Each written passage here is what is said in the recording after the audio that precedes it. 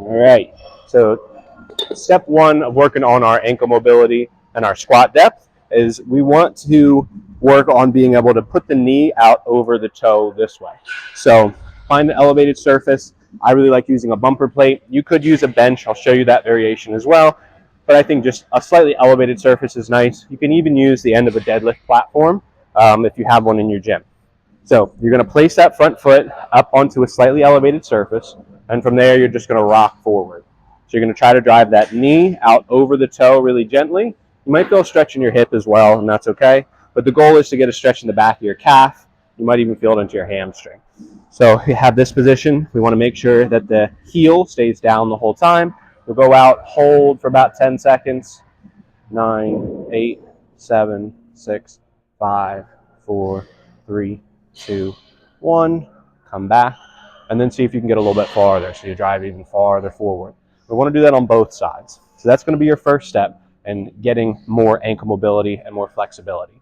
From there, we're going to do another calf stretch. You can use that same elevated surface. All you're going to do is prop that foot up, and you're going to lean forward. Again, we're looking for a stretch in the back of the calf here. So you just lean forward and drive that knee forward. Again, 10-second holds. We'll do about 5 10-second holds, both positions for both feet. Finally, after we've stretched that out a little bit, then we want to practice our squat.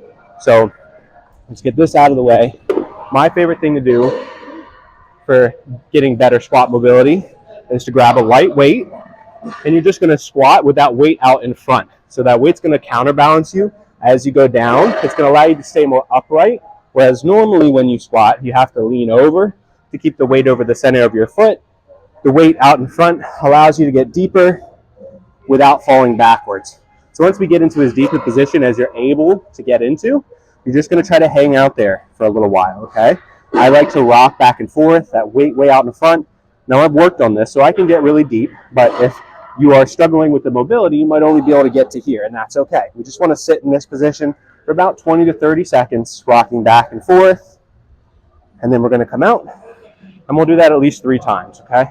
Then we go back down again. You can play with your foot width. You can try going out a little wider. You can try going a little more narrow. One of the main things, though, is make sure your heel stays down, get a nice slight weight out in front, and try to get into as low a position as you can. And as you spend more time in that position, your hips and your ankles will start opening up.